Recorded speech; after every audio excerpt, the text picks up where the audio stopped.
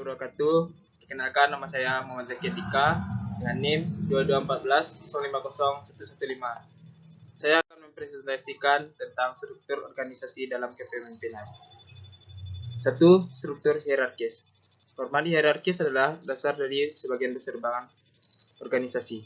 Suatu hierarki diatur menjadi struktur yang menyerupai piramida dengan eksekutif, direktur, manajer, dan pegawai diurutkan dari tingkat tertinggi hingga terendah dalam rantai ini.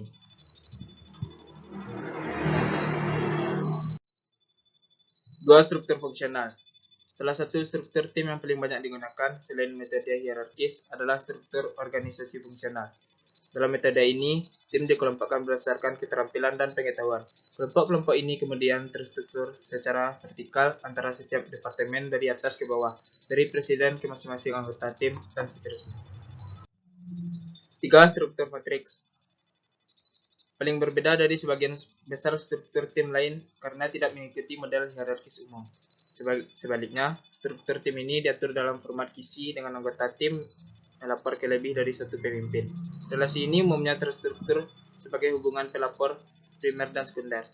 Organisasi matriks menggunakan struktur ini untuk menciptakan keseimbangan antara pemimpin dan pada akhirnya proses pengambilan keputusan. 4. Struktur berbasis proses. Menekankan proses internal yang berbeda, bukan departemen. Mirip struktur yang lain. Struktur jenis ini juga diatur oleh hierarki dengan kepemimpinan yang terhubung ke berbagai proses. Jenis struktur tim ini lebih disukai organisasi yang lebih mengutamakan proses daripada proyek individual. 5. Struktur sirkuler. Meskipun berbeda secara visual, struktur sirkuler mengikuti organisasi hierarkis seperti kebanyakan struktur lainnya.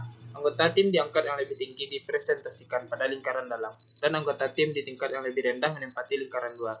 Kepemimpinan eksekutif ditunjukkan di tengah lingkaran, yang mempresentasikan hubungan fleksibel yang mereka miliki dengan setiap kepala departemen. 6. Struktur datar. Berbeda dengan bentuk segitiga dari struktur organisasi tradisional. Struktur datar adalah jaringan yang saling terhubung dengan beberapa tingkatan yang datar. Tingkatan ini mencakup semua tingkatan kepemimpinan, mulai eksekutif hingga manajer, menengah, dan seterusnya. Perbedaannya hanya ada beberapa langkah antara kepemimpinan dan masing-masing tim. Tidak seperti pendekatan hierarkis yang dapat memiliki banyak tingkatan di antara eksekutif dan anggota tim di tingkat bawah.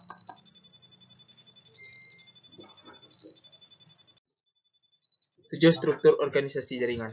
Dalam struktur organisasi jaringan, tim disusun berdasarkan jaringan terkait. Ini utamanya sangat cocok untuk organisasi yang membutuhkan pekerjaan dilakukan tim eksternal, memiliki berbagai lokasi global, atau bahkan memiliki beberapa bisnis kecil. Dalam struktur ini, masing-masing jaringan ini diatur sebagai entitas terpisah dan terhubung satu sama lain oleh titik hubung.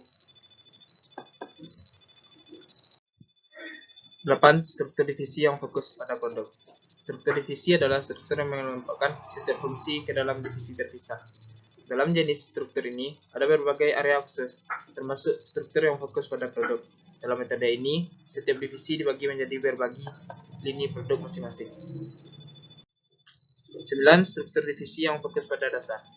Meskipun mirip dengan struktur yang berfokus pada produk, divisi berbasis pasar berfokus pada tentu saja pasar individu. Pasar ini memiliki banyak macam, berdasarkan industri hingga pelanggan. Organisasi yang menggunakan struktur ini mungkin memiliki beberapa merek di bawah satu umbrella company atau bahkan barang dan jasa yang sangat berbeda. 10. Struktur divisi geografis. Jenis struktur divisi yang terakhir ini berfokus pada wilayah geografis. Wilayah, teritori, atau distrik diatur dalam divisi terpisah, menciptakan batas dan logistik yang jelas di seluruh geografi. Struktur ini paling cocok untuk organisasi.